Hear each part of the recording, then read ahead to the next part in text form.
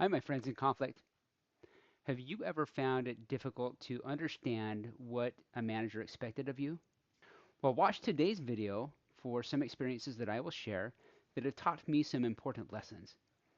Lessons that I hope will be helpful to you as well.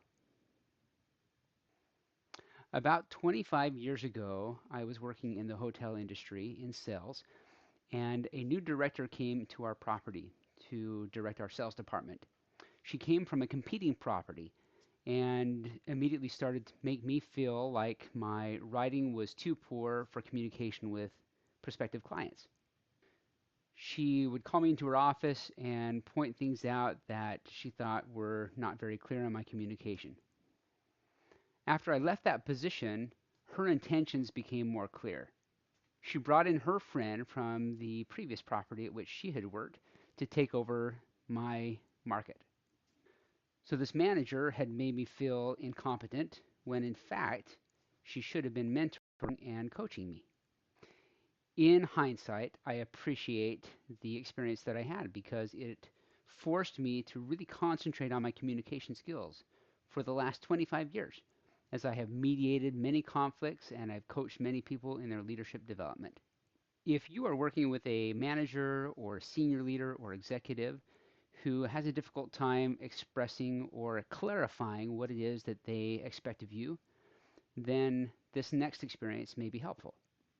I worked with a senior leader who was a brilliant strategic thinker, but had very limited people management experience. This leader would become frustrated when our team members were not executing the way that the leader had intended for them to execute, not completing the objectives that they thought had been communicated. This leader would convene our team members and verbalize the strategic workings of their own mind, but did not very clearly communicate what was intended as takeaways from those meetings. To help close this gap between what the leader's intentions were and what the team needed to execute on, I offered to start taking minutes of every meeting that I had with the leader and that our team members were having with the leader.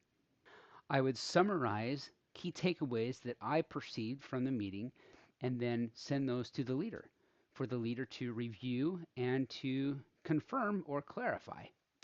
It did not take long for this leader to start to recognize the need to be more clear in the meetings and provide those takeaways explicitly the way that the leader intended them.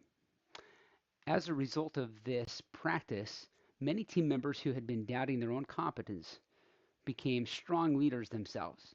Their increased confidence allowed them to start asking questions for clarification as needed. They were no longer afraid to approach the senior leader and to seek that clarification. I was simply doing in writing what I often coach parties in conflict to do, and that is to state assumptions to give the other party the opportunity to confirm or to clarify those assumptions.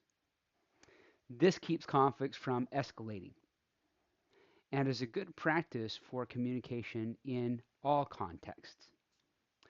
So the takeaway, to be clear, is to be willing to stand up and ask questions and not worry about being perceived as incompetent, knowing that the alternative is being incompetent because you're not executing on the initiatives as intended.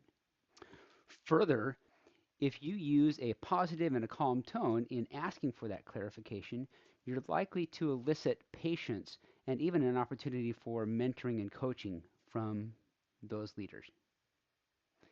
If you like this suggestion, I hope you'll subscribe to my channel and watch for more tips.